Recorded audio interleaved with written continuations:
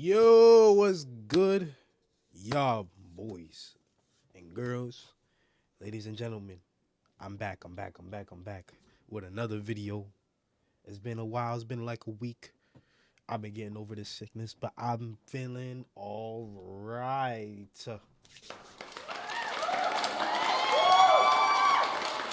Chat, YouTube, we got another one.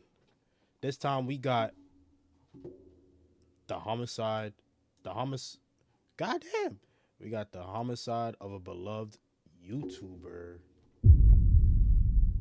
Let's get into this, y'all. Holy sh**, I don't want to look. I don't want to look. Alright, mango. I'm alive.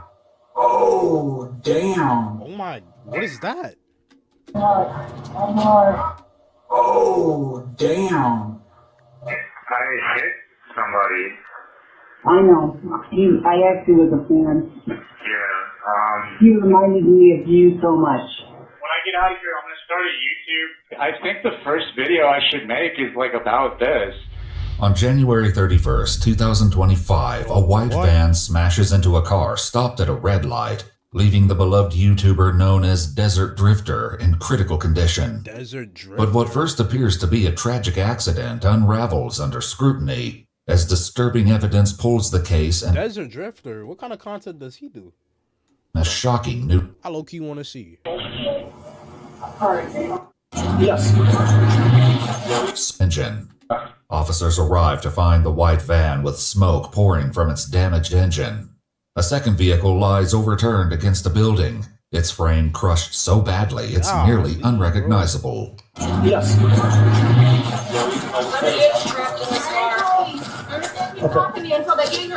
Hello. Oh There are, see? my gosh. Yeah, okay.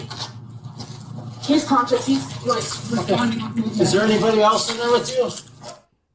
There's somebody very, very heavy damage in this car that's upside down. One person trapped inside. The car look cooked, bro.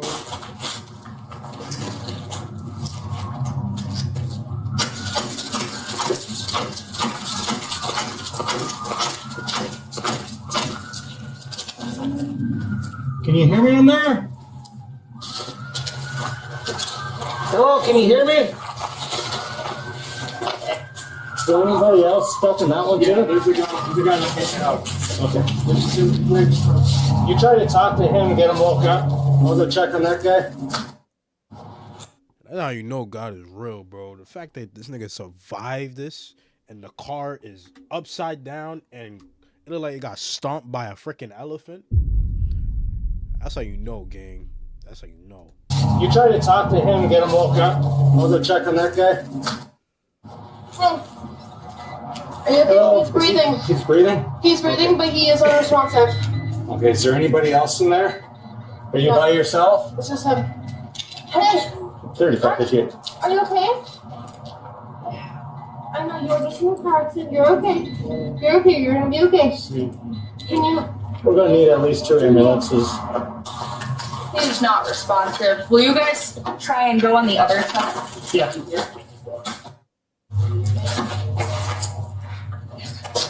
Not gonna be able to get that open. He's breathing. He is breathing? He's breathing. He's unconscious. He's buckled. We're gonna have fire. They're gonna have hospitals and that. He's on the passenger. Seatbelts be saving lives, bro. Passenger side. As you wait. Breathing. He's breathing. He's not conscious. He's buckled in there. Copies. Jules! Seatbelts be saving lives, bro. The driver of the overturned car is later identified as 36-year-old Andrew Martin Cross, the YouTuber known as Desert Drifter. While a rescue team prepares to cut him free, an officer up the road tries to keep the other driver calm. Good. All right, there you go. Yep. All right, just, yep, ambulance is here. Fire truck's gonna try to get you out, okay? Bro. Okay. You're doing good, just keep awake, all right? Bro, I'm a human. What's that? I'm a human. Oh my gosh. This man lost his... yo, he might be like... Yeah, you're doing good. No, dude.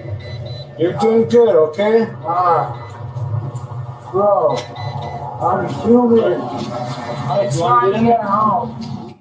The driver of the van is identified as 37-year-old Ragnar Nicholas Nick Crystal, Ragnar Nicholas Nick Crystal, a U.S. Army veteran. The front end of his van is completely crushed, and the dash and steering wheel has effectively pinned him to the driver's seat. Firefighters utilize a spreader, a powerful hydraulic tool, to lift the dash and free him from the wreckage. Guys! Alright, there we go. Oh my God, look at the image, bro. Look at like, bro. Gang, I don't know how people, like, thank God, but yo, you gotta be so lucky to survive these type of car crashes, bro. These things got all these chips in here and shit. Yeah, up and over. Okay, ready, 1, 2. Oh, you got it. Right behind you. Right behind you. Other way. There we go, Nick. All right. Here we go. Everybody, seat collar and get lines ready. Meanwhile, backup officers arrive and attempt to collect statements from witnesses. Did you see what happened? I was just heading westbound, and I saw like maybe a little bit of it, but not enough to give a testimony. Beside the officer, a bystander records distressing footage of the crash site on his cell phone, which later surfaces on YouTube. I don't know where Stop recording. Did you guys see what happened? No, we were same as him. Okay. And we don't want to stand this criminal justice. Okay. Pam, did you see what happened? I didn't. I was sitting at Stinker. I saw the explosion, but I didn't actually see exactly what happened. Okay. I'm an Uber driver. I was waiting for a call, and so I rushed over and called 911 and tried to do a little assessment for an operator. I really couldn't tell you what happened. I mean, it's, a car mangled. Yeah. Once Nick and Andrew are both freed, they're transported by ambulance to St. Mary's Hospital in critical condition. For first responders who remain at the scene, it's difficult to imagine how both drivers survived such a violent wreck. Guess he was wearing a seatbelt. Yeah. I think he smacked his head right on that windshield. Oh, I'm sure he smacked into a lot of stuff. I can't believe that guy in the van was talking. What were they chasing? We weren't chasing him for anything. We were told that he was running from the cops. This guy was running from the cops. He came through the inside to like check me out. No. No? No. Yeah. That's what we were told. We were like, where'd this come from? Who told you that? I don't know. What the hell is that on the ground, bro? What is that? Oh, that's a wrench. I'm like, what the hell? Yeah, no. It was passed on to one of our guys, and then they passed it on. Yeah. Rumor mill. That's how that stuff started. Yeah, exactly. Rumors aside, officers are still a long way from understanding the truth of what happened here tonight. An officer arrives at the hospital and attempts to question Nick, the driver of the van, but this proves challenging. Hey, Nick. I'm Officer Keys. Give that nigga no time to rest or nothing. God, he just got in there, bro. Release my body. Can you tell me what happened? Why is it my fault? I didn't say anything. I just asked you what happened. These crazy people want control. Okay. Can you tell me what your name is? Can I have my body back? Though his words may Bro, what drugs is this nigga on to? What is he talking about? Can I have my body back? make little sense, it's still too soon to determine whether that's due to injury or something else entirely. Back at the scene, officers gather statements from more witnesses, but even with their combined accounts, it's difficult to pinpoint exactly what happened. This car was facing eastbound on north at the red light. White car blows the red, smashes into this one, crashes, like drags this thing, pushes it, and I'm thinking it trips Right there at that curb. Oh shit. That right there hits that, spins, or flops over, And that guy continues, and he could see, I'm assuming the tire's either on its rim or was trying to brake because these big old gouge marks. Nearly 2 hours after the crash, Andrew's wife Evelyn arrives at the scene. She would later explain that Andrew was on his way home from backpacking and filming for his YouTube channel at Bears Ears National Monument. When he never made it back, she tracked his phone to the intersection. Andrew was just 4 minutes from home. Damn. At the hospital, an officer answers what few questions she can from Evelyn as she relays the information to Andrew's family over the phone. Do you know how fast the person is going? A little over the speed limit. A little over the speed limit, so probably speed limit's like 30 there. Yeah. Is there any other information you can share with me? No. That's all the officers can share. It was not his fault. It was not his fault. That's all that they can confirm, which just pisses me off. According to public updates posted by the family, Andrew underwent surgery at the hospital to control bleeding in his brain, and his condition stabilized. Traffic cameras captured the moment his Subaru Outback came to a complete stop at the red light. 7 seconds later, the white cargo van plowed into the back of his vehicle, sending it barreling through the intersection. Andrew's father later made a guess at how fast the van was really traveling through the 35-mile-per-hour This nigga just kept going, bro. zone. Am I out of the ballpark if I say if I suspect that he was hit from the rear at something approaching 80 miles an hour? Yes, you'd be right on. However, these angles failed to capture the van in the crucial seconds before impact. Later, surveillance videos from nearby businesses, combined with recovered crash data, would paint a far clearer picture. So we can just hope right now. Oh my God. I hope the miracle happens and Andrew survives this. By February 6th, 1 week after the crash, Andrew's family shares an update. Though he has no spinal damage, a CT scan shows increased bleeding and several small strokes on the left side of his brain. Damn, bro. He's kept under sedation to give his brain time to rest. Meanwhile, Nick has recovered enough to answer questions from investigators. Of course he recovered, bro. Do you have a broken pelvis or something somebody was saying or something?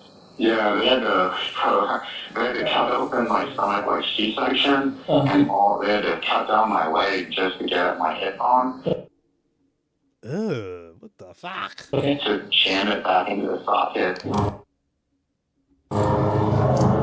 Yo, I'm not gonna lie. That gotta be like the most painful shit a nigga can endure, bro. They had to open up his stomach to fix his cock? Bro, what? Is that a bone down there? I had stitches like Jack from that Christmas movie. Oh, wow. So what's the last memory you have, like I said, before the crash? My gas pedal, the mat that's underneath it, I guess got stuck on it. I bent down to pick it off of it, and the next thing I know, I'm like, oh, damn! And all my stuff is lying around. I'm in extreme pain, and I did it for a freaking run, dude. I don't remember anything after crashing into them. Is it they were just stopped? Really? They were just stopped at a red light. So, yeah. How old were they? What? I can't answer that, but close to you, sir. Also, yeah.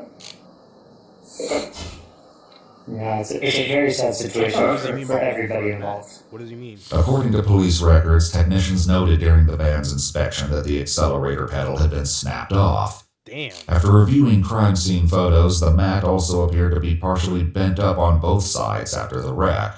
While it is possible the mat became stuck, observations made by medical staff after Nick arrived at the hospital point to a more concerning possibility. Any drugs, alcohol, or any other distractions that night, sir? No, so since I don't have a phone, and my leg was visibly out of my skin, I didn't know how to cope and wait, so I drank a bunch of shit. Of course he did.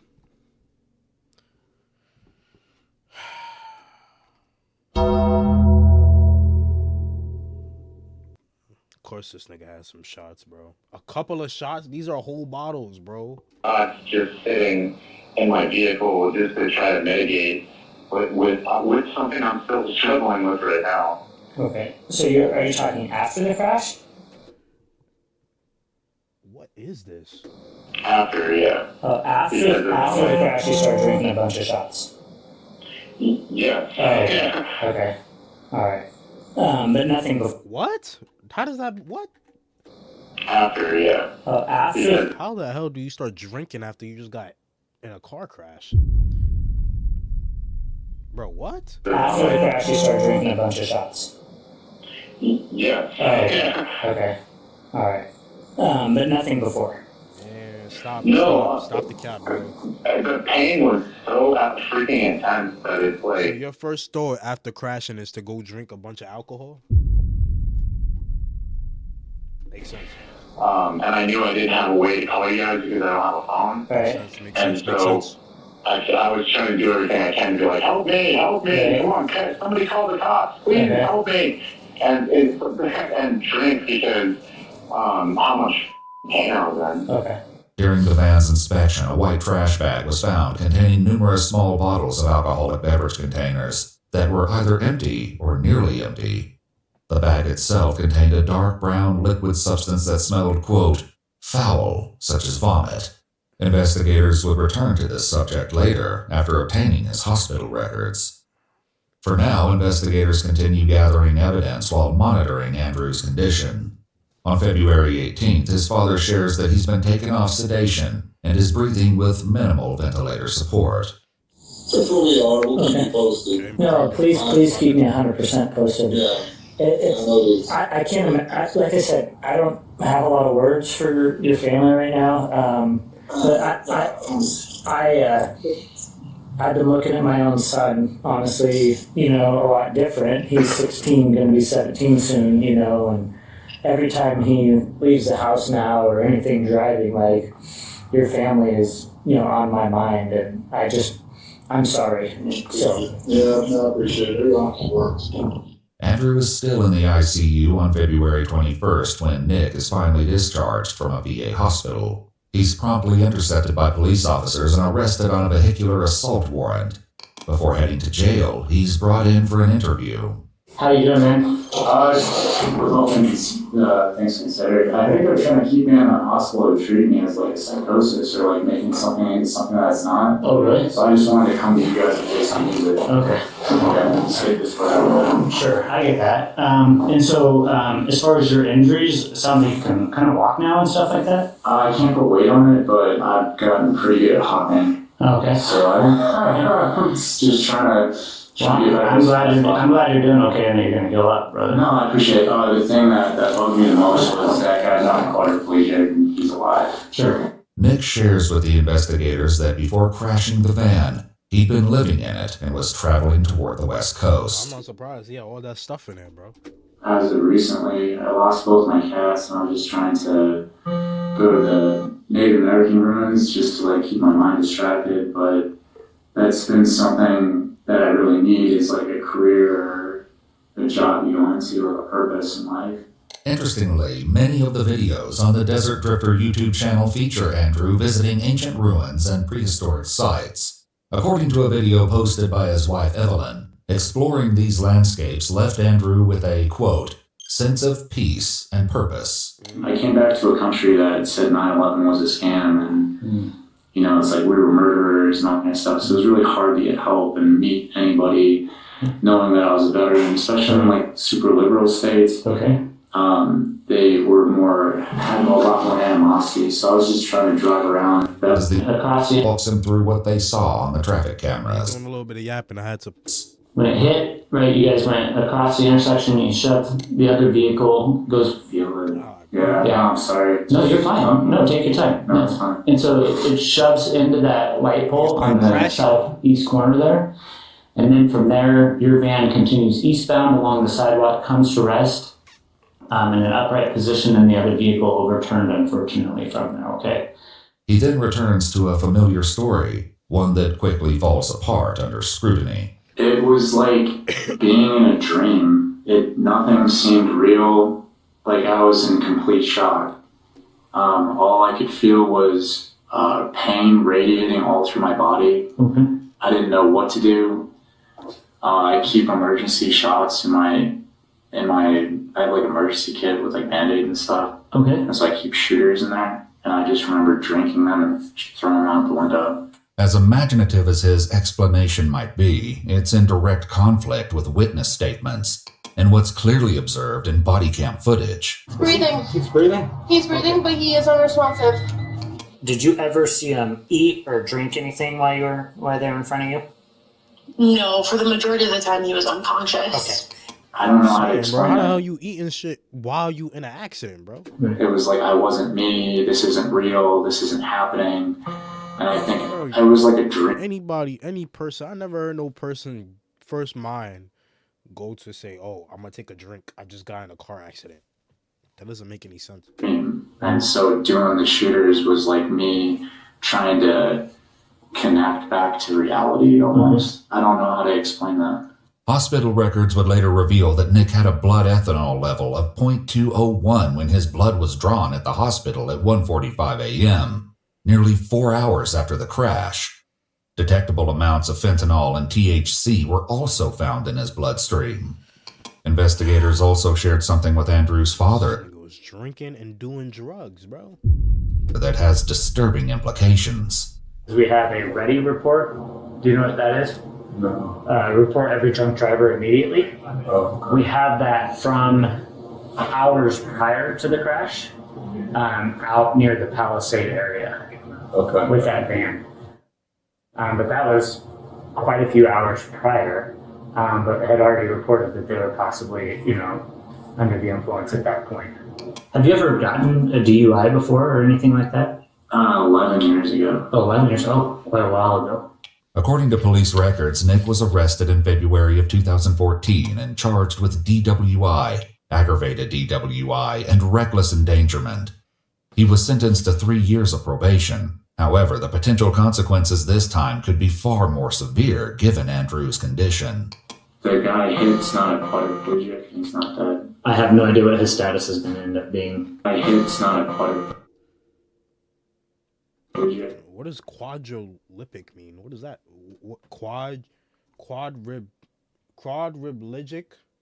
What does that mean? He's not dead. I have no idea what his status is going to end up being. I mean, he's still at the hospital, right? He's still not doing very well at all, but I don't know what. I really gotta know what that word means. Hold on, chat. What that mean? Oh, he's paralyzed. Okay. I have no idea what his status is going to end up being. Lock in. I mean, he's still at the hospital, right? He's still not doing very well at all, but I don't know what his end result will be. He's not alert. He's not awake. And so I spoke to his father. I've spoken to his wife a few times. No, he fucked up. And so we're just trying to put it all back together, what actually happened that night. The only thing, like I said, that I know for sure, based off of the video, is that he was just stopped at a red light when he hit the back of his vehicle. Damn. I feel his remorse. I'm not gonna lie. I feel the remorse. Maybe this thing has changed the course of what your purpose I don't looks think I like. want to ever forgive myself. Like, I think this probably is what needed to happen.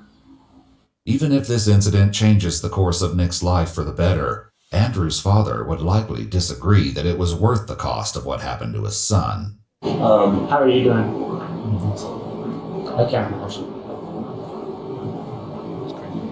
It's not. It's messed up. No, it should never have happened. The guy supporting his family. No, it's not explainable really. And it's not in any way. Like, so there's, when I've dealt with a lot of crime in my 19 years free. There's sometimes where people are victims, right? Yeah. And then there's victims, right? Yeah. And this is one where it's just 100%. He is a victim every way. Is there anything you want me to tell the family, or that you would say that I would gladly give my life because I don't have one for that person just to wake up and have one. Okay. Right. Following Nick's interview, he's booked into the Mesa County Jail. But the case is far from over. Crash data, additional surveillance footage, and Nick's own private confessions will soon cast the incident in a much darker light. For now, Nick reaches out to his estranged mother, who's all too familiar with the victim, Andrew Cross. Hello, Nick. Oh my god. I'm so glad. I'm so glad you're alive. I hit somebody. I know. I actually was a fan. Damn. Yeah, He reminded me of you so much. Eric and I used to watch his videos. In fact, we were going to go and take trips to some of the places he'd been just to get out and do something. Mama, I don't think you're making it better for your son. Because now you think your son feels a little bit more bad. Just to let you know. You know, your son did hit him. You know, the person you're a fan of. I don't think, you know. I think just lay it off a little bit, you know. Just a little bit. Andrew's YouTube channel, described as exploration and adventure with a historical twist, mainly focuses on solo hiking treks in both well-known and remote areas, often highlighting historical sites and artifacts. While collecting Andrew's belongings from the totaled car, his father shared further details about his son. He was a history major at undergrad at Virginia Tech. He started this channel on a whim because he had an interest in the as you know, these are referred to them, the ancient peoples that populated the lands to our west and south here. So he started putting his videos up, and in less than a year he had over 400,000 subscribers. To date, his YouTube videos have amassed over 97 million views. I've been doing this stuff for years and never would have imagined that other people would be interested in coming along. 3 weeks after the crash, updates show that Andrew has begun to respond to pain, which his wife Evelyn writes is a positive step in the right direction. Meanwhile, Nick continues speaking to his mom from jail, describing his van life adventures. I was going long-term camping. Mom, I saw the most beautiful things in nature that really... So, like, Jesus in the Bible, he's like the embodiment of like feminine and masculine. I think that's why he has like a big heart. And in the military, they only teach you how to be masculine. You know, how like dealing with their poison and like, talking about your feelings is something gay or whatever. But like, when I was camping, I saw the entire Milky Way. And I was crying for the first time in my life. On February 22nd, Andrew's sister shares that he's developed pneumonia, but continues breathing on his own with little support. They also begin reading him comments left by his fans, who pray relentlessly for his recovery. In a video call recorded from jail between Nick and his sister, they discuss what Andrew's condition means for his case. Yeah, so I guess Andrew's going to make it out of this, which is good. Yeah. Which is like kind of a godsend, dude, if I'm really being honest with it. Given the type of family he comes from, I don't think they're gonna try to like really mess you up, man. You know? Well, I think if Andrew makes it out of this, dude, I'm like, I'm pretty. God's like had your back on this. Like you have to see God. Like God crashed you both. Like, but God did not do that, man. His dumb ass did that with the car. God did not do that. Let's relax there. God did not do that. He decided to drink a whole bunch of liquor or alcohol or whatever and do fentanyl or whatever, and he crashed. He crashed into him. So don't say God did this. Don't say God did this, because God... No, I don't want that to be on my conscience, and like, I think all of this happened for a reason. On February 28th, Andrew's sister Jenna provides another update on her brother's condition. Writing, his responses to neuro exams haven't changed. If anything, they've become less noticeable. The statistics about Andrew's likelihood to have a moderate recovery or even regain consciousness are discouraging. And it seems like the more info we get, the bleaker the picture. As officers visit with Nick at the jail, he requests an update. Is Andrew still alive? He still is, but I don't know that it's looking very good. So I do know he's in extremely bad shape, but his family's there praying for him and stuff, and but I don't know, man. Just to be perfectly honest, I don't want to hear that. if he makes it even, I'm still gonna put like make a YouTube about that. Yeah. Or something. Do something. Just to prevent people, because it's like I can't even sleep. I can't even. Yeah, I think, and you know, I do know. Yeah, it's a messed up situation, bro. Folks that go around and like speak at different, like maybe behind bars. Joking. Yeah. As Andrew's condition declines and Nick remains behind bars, investigators continue analyzing the evidence. In the week following the crash, officers met with nearby businesses, gathering 2 new angles of the crash. The first offers a wider view of the street, with disturbing clarity. Oh man, just imagine being this guy or woman right here, bro, looking at this, bro. Disturbing clarity.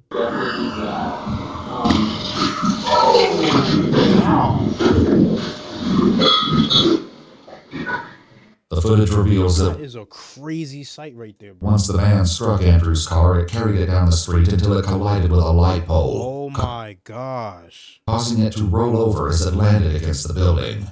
Another nearby business caught a similar angle, but one disturbing detail stands out. And then it's crazy. Way far away. And that was almost like it sped up before it even rocked him. There was no. You'll see. In video footage recorded on an officer's phone, the van can be seen gaining intense speeds before smashing into Andrew's car. Oh my God. At the stoplight. According to crash data, Nick was traveling at 80 miles per hour. 80 miles per hour. 5 seconds before impact. Jesus Christ, bro. In the final tenth of a second, his speed climbed to 82, indicating he accelerated just before the collision. Was he trying to kill him? Did he do this on purpose? After learning the exact speeds at which his son was struck, Andrew's father shared a calculation with the investigating officer. The weight of that van, I estimated to be 10,000, it to be 4,000. Speed of travel, I don't know, 82 miles an hour. His car. In what position should you be traveling 82 miles per hour, bro? You are, bro, niggas gotta understand. He's in a truck. You are not a NASCAR race car driver, bro. Stop doing it. It's stationary. And the Google's AI, artificial intelligence module spit out the calculation because they weighed it all out 6 steps. The bottom line is that he suffered an impact of over 87 G's of force. The report also notes that a stuck floor mat would not explain this acceleration, and that a reasonable driver would have applied the brakes.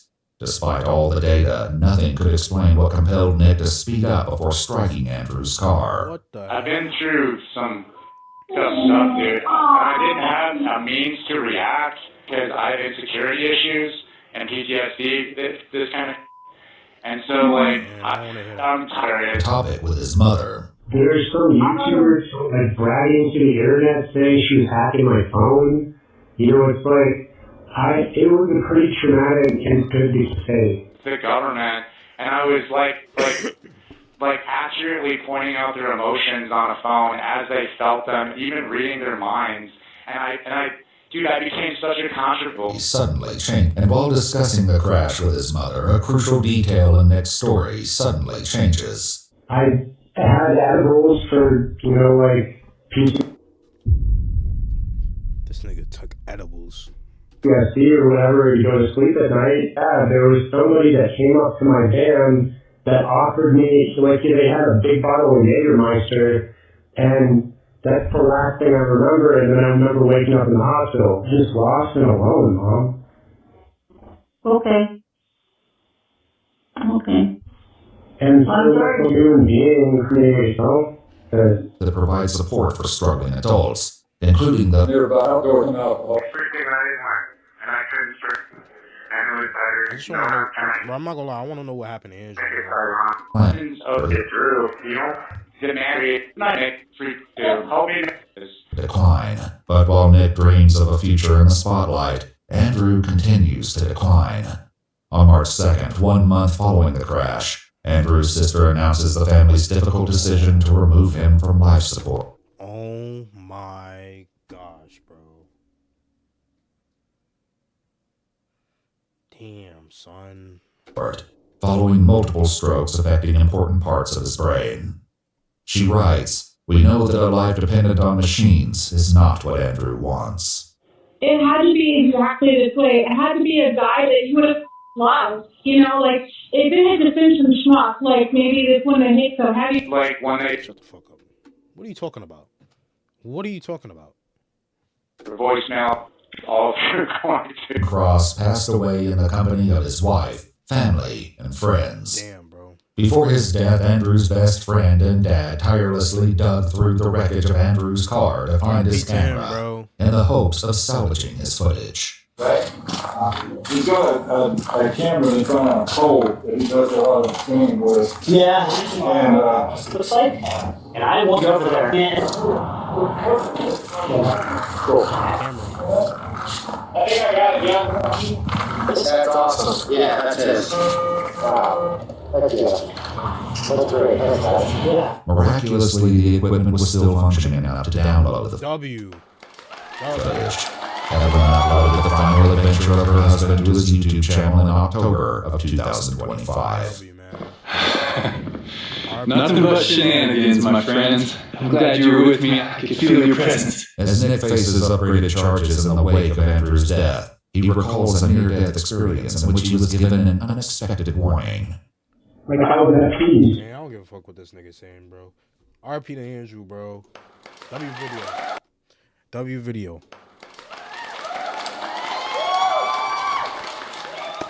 Hey, if y'all like the video, subscribe. Comment down below what you want to see next. Y'all, we almost at 70.